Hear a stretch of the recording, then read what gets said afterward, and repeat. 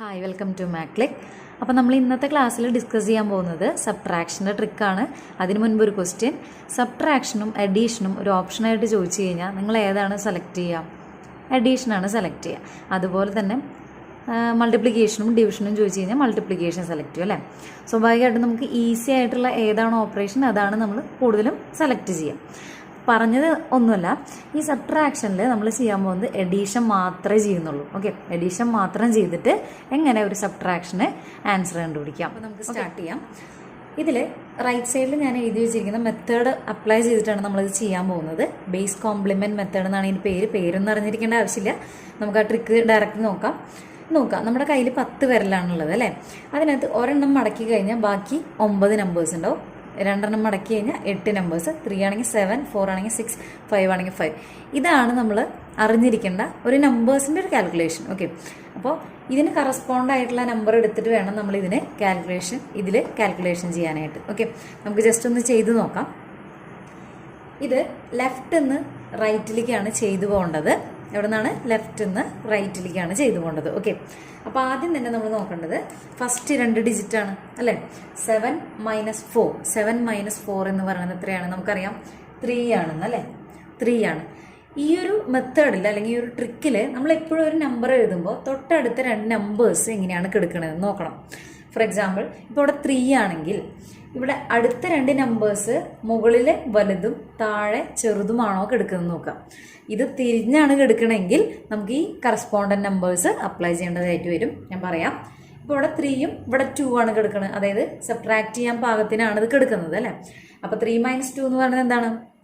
1 ആണ്. നമുക്കത് സബ്ട്രാക്ട് ചെയ്യാൻ പറ്റും. അതുകൊണ്ട് ഈ 3 എന്ന് പറയുന്നത് എന്ത് ചെയ്യേണ്ട ആവശ്യമില്ല, മാറ്റം വരുത്തേണ്ട ആവശ്യം ഇല്ല. ഇപ്പോൾ പെട്ടെന്ന് പറയുമ്പോൾ ക്ലിക്ക് ആവില്ല. നെക്സ്റ്റ് നമുക്ക് നോക്കാം. 3 - 2 എന്ന് പറയുന്നത് എത്രയാണ്? 1 ആണ്. ഞാൻ പറഞ്ഞു എപ്പോഴും ഇവിടെ ഒരു നമ്പർ എഴുതുമ്പോൾ തൊട്ടടുത്ത നമ്പറും കൂടി നമ്മൾ നോക്കണം എന്ന് പറഞ്ഞു അല്ലേ. അപ്പോൾ തൊട്ടടുത്ത നമ്പർ നോക്കുക. തൊട്ടടുത്ത നമ്പർ എങ്ങനെയാണ് കിടക്കുന്നത്? 5, 7. 5, 7 എന്ന് പറയുന്നത് മുകളിൽ ചെറുതും താഴെ വലുതുമാണ് കിടക്കുന്നത്. അപ്പോൾ നമുക്കിത് സബ്ട്രാക്ട് ചെയ്യാൻ പറ്റില്ല. ഇങ്ങനത്തെ കണ്ടീഷൻ വരുമ്പോൾ നമ്മളിവിടെ 1 എഴുതിയത് മാറ്റി എന്തൊക്കെ ആക്കണം? ഒരു ഡിജിറ്റ് താഴേക്ക് കുറയ്ക്കുക. ദാറ്റ് ഈസ് 0 എന്ന് വരും. ഓക്കെ, ഇനി 5, 7 എന്ന് വന്നു അല്ലേ. നമുക്ക് സബ്ട്രാക്ട് ചെയ്യാൻ പറ്റില്ല. ഞാൻ നേരത്തെ പറഞ്ഞു സബ്ട്രാക്ഷനില്ല. ഇതിൽ മൊത്തം ചെയ്യണത് എന്താണ്? അഡീഷൻ വെച്ചിട്ടാണ് നമ്മൾ സബ്ട്രാക്ഷൻ ചെയ്യണത്. ഓക്കെ, അപ്പോൾ ഈ 7ന് കറസ്പോണ്ട് ആയിട്ടുള്ള നമ്പർ എത്രയാണെന്ന് നോക്കാം. അതായത് 7 വിരൽ മടക്കി കഴിഞ്ഞാൽ നമുക്ക് ബാക്കി എത്ര വിരലുണ്ടാവും? 3 വിരലുണ്ടാവും അല്ലേ. അപ്പോൾ 7ന് കറസ്പോണ്ട് ആയിട്ടുള്ള നമ്പർ 3 ആണ്. ആ 3 എടുത്ത് ഈ 5ൻ്റെ കൂടെ ആഡ് ചെയ്യുക. ദാറ്റ് ഈസ് 5 + 3 എന്ന് പറയുന്നത് എത്രയാണ്? 8 ആണ്. ഒന്നുകൂടി ആലോചിക്കുക. നേരത്തെ ഞാൻ പറഞ്ഞത് വീണ്ടും ആലോചിക്കണം. 8 എന്ന് പറയുന്നത് ഇവിടെ എഴുതുമ്പോൾ തൊട്ടടുത്ത 2 നമ്പേഴ്സ് നോക്കണം. ഏതൊക്കെയാണ്? 4ഉം 1ഉം. 4ഉം 1ഉം ശരിക്കും തന്നെയാണോ കിടക്കണേ? അതായത് മുകളിൽ വലുതും താഴെ ചെറുതുമാണോ കിടക്കുന്നത് നോക്കുക. ഇത് കറക്റ്റ് തന്നെയാണ്. അതുകൊണ്ട് 8 ഇവിടെ കട്ട് ചെയ്യേണ്ട ആവശ്യമില്ല. അപ്പോൾ ഇവിടെ എന്ത് വരിക? 8 തന്നെയാണ് വരിക. നെക്സ്റ്റ് 2 നമ്പർ സബ്ട്രാക്ട് ചെയ്യുക. 4 - 1 ദാറ്റ് ഈസ് 3. അപ്പോൾ ആൻസർ എന്താ വരിക? 3083. 3083. ക്ലിയർ ആയെന്ന് വിശ്വസിക്കുന്നു. ഓക്കെ, ഞാനത് ഒന്നുകൂടി പറഞ്ഞു തരാം. നോക്കാം. 7 - 4 എന്ന് പറയുന്നത് 3 ആണ്. അപ്പോൾ 3 എഴുതുമ്പോൾ എന്ത് ശ്രദ്ധിക്കണം എന്ന് ഞാൻ പറഞ്ഞ്, തൊട്ടടുത്ത 2 നമ്പേഴ്സ് ശ്രദ്ധിക്കണം. ഓർഡറിലാണോ കിടക്കണം നോക്കണം. ദാറ്റ് ഈസ് മുകളിൽ വലുതും താഴെ ചെറുതുമാണോ കിടക്കുന്നത് നോക്കണം. ഇത് കറക്റ്റാണ്. അതുകൊണ്ട് നമുക്ക് 3 കട്ട് ചെയ്യേണ്ട ആവശ്യമില്ല. നെക്സ്റ്റ് നമ്മൾ 3 - 2 1 എഴുതി. അടുത്ത നമ്പർ ചെക്ക് ചെയ്ത് നോക്കണം. 5, 7 ഓർഡറാണോ? അല്ല, മുകളിൽ ചെറുതും താഴെ വലുതുമാണ്. അപ്പോൾ ഇവിടെ 1 മാറ്റി നമ്മൾ എന്താക്കി എഴുതി? 0 ആക്കണം. അതായത് ഒരു ഡിജിറ്റ് താഴേക്ക് മാറ്റി എഴുതുക. ഇനി 5, 7 നമുക്ക് ചെയ്യാൻ പറ്റില്ല. അപ്പോൾ നമ്മൾ എന്ത് ചെയ്തു? 7ന് കറസ്പോണ്ട് ആയിട്ടുള്ള നമ്പർ ദാറ്റ് ഈസ് 3.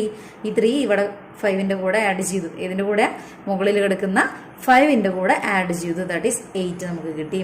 8 എഴുതുമ്പോൾ അപ്പം തന്നെ നോക്കുക. തൊട്ടടുത്ത നമ്പേഴ്സ് 4ഉം 1ഉം ആണ്. കറക്റ്റ് ഓർഡറാണ്. സോ നമുക്ക് 3 എന്ന് എഴുതാം. ഇവിടെ 8 എന്ന് എഴുതാം. സോ ആൻസർ എന്ന് പറയുന്നത് 3083. ഓക്കെ, നെക്സ്റ്റ് പ്രോബ്ലം നോക്കാം. 6 ഡിജിറ്റ് നമ്പേഴ്സ് ആണ്. ലെഫ്റ്റ് നിന്ന് റൈറ്റിലേക്കാണ് ചെയ്യേണ്ടത്. നോക്കാം. 6 - 1 എന്ന് പറയുന്നത് 5 ആണ് അല്ലേ.